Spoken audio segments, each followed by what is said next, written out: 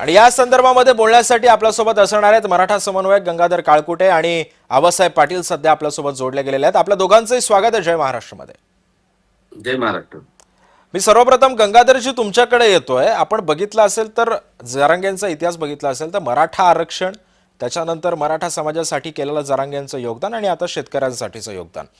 माझा प्रश्न असा आहे की जर मराठा समाजाचा लढा आता अखेर यशस्वी होत आलेला असताना आता शेतकऱ्यांच्या बाजूने जरांगे उभे राहत आहेत, शेतकऱ्यांचे नेते आता होण्याचं कुठेतरी स्वप्न पाहू लागलेले आहेत। आगामी निवडणुकांच्या पार्श्वभूमीवरती जरांगेंचा हा इम्पॅक्ट कसा फायदेशीर ठरू शकतो? शेतकऱ्यांच्या नेते वगैरे होण्याचा सर प्रश्न नाहीये, त्यांना तसं काही तो विषय नाहीये त्यांच्या बाबतीत। पण गेल्या काही दिवसातलं मागचं बघा, अतिवृष्टी झालेली आहे मराठवाड्यातले काही जिल्हे, तिथं अतिशय दयनीय परिस्थिती शेतकऱ्यांची।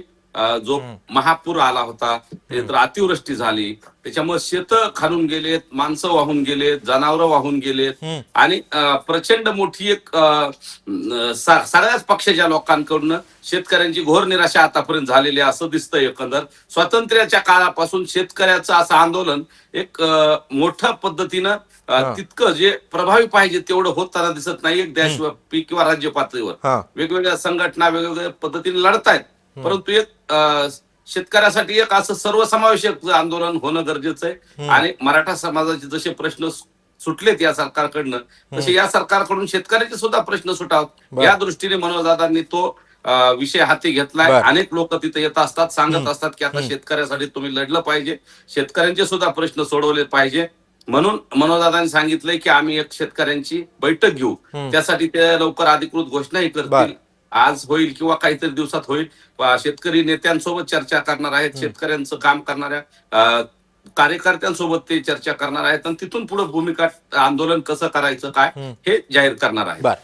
मी आता आबासाहेब पाटील तुमच्याकडे येतोय। आपण बघितलं असेल तर सध्या मराठवाड्यामधलं काय विदारक वास्तव सध्या आपल्याला आपण पाहिलं काय गेल्या काही महिन्यामध्ये। शेतकऱ्याची दिवाळी तर पाण्यामध्ये गेलेलीच आहे, सोबतच हातातोंडाशी आलेला घास सुद्धा अवकाळीनं आणि या परतीच्या पावसानं हिरावून नेलेला होता। मात्र सरकार असा दावा करतंय की आम्ही आता शेतकऱ्यांना ही मदत करू, ती मदत देतोय, प्रत्येकाच्या खात्यामध्ये